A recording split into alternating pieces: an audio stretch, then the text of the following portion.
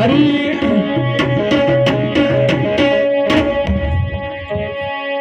जाण ठरलंय तेच विसरलंय जाण ठरलंय तेच विसरलंय बघा चौकून तुम्हाला घेरलंय बघा चौकून तुम्हाला घेरलंय जे पेरलंय ते चुकवलंय शोधलंय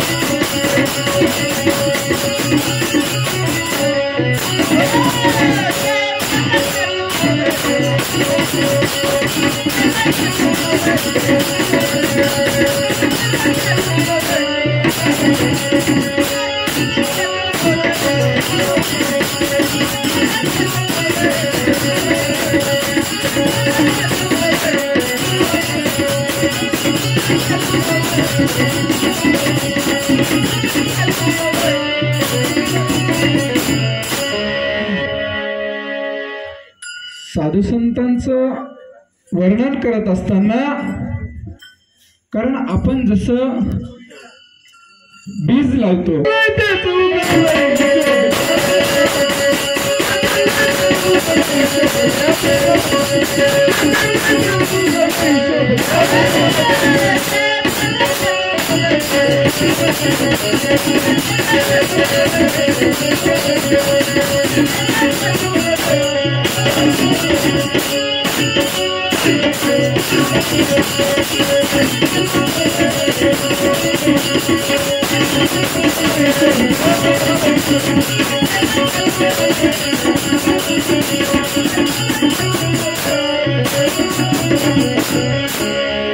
आमचे बोळाऊ आदरणीय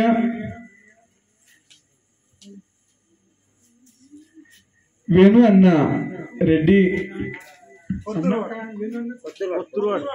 कोतुरवाड उपसरपंच साहेब आमच्या वेणूअण्णाकडून चालू या पदावरती पुनश्च एकदा 101 रुपयाची भेट भेटी प्रित्यर्थ धन्यवादाच्या वतीने मनस्वी आभारी आहे. धन्यवाद. काय रे असं आहे का आहेत ते 4 मावश्या बसल्यात बुटून जातील आम्हा येम ते पैसा लेకుంటే गोलचू अंत नडसदी మన దగ్గర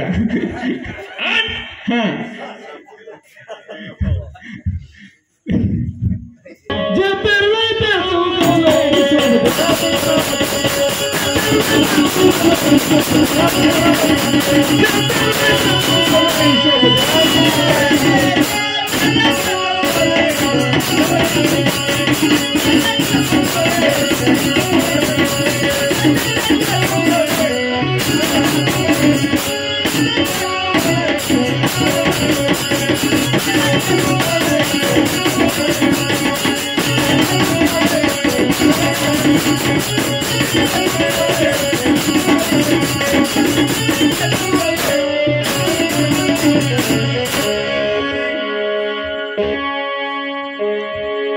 हिशोब तर लिहिणं चालू आहे सारा दिवसाचे असो की रात्रीचे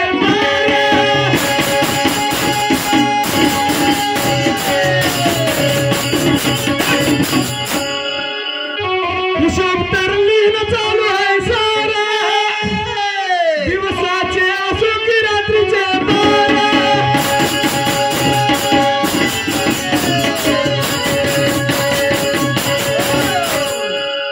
आपण तुम्ही आम्ही उगाच चिंता येऊन आपण ऊर काढून छाती फुगून म्हणतो भजन.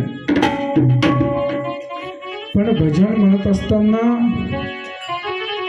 जो काळ रूपी बोका आहे तो काळ आपल्याला मला 24 तास आपल्या जीवाचं कात्रण करत आपल्याला त्याच्या मरणाकडे आपण वाटचाल करतोय.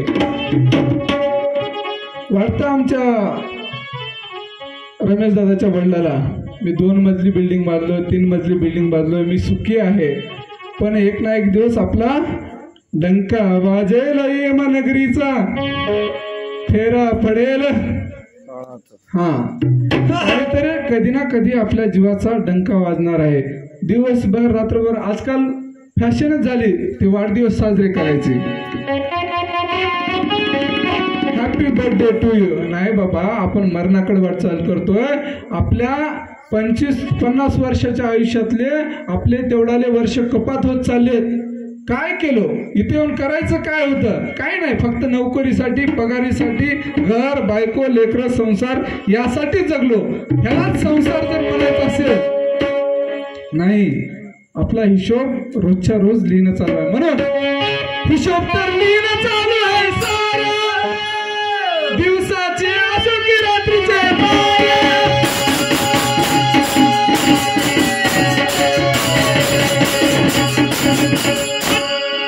खोट नाट मारित बसावं लागलं चक्र.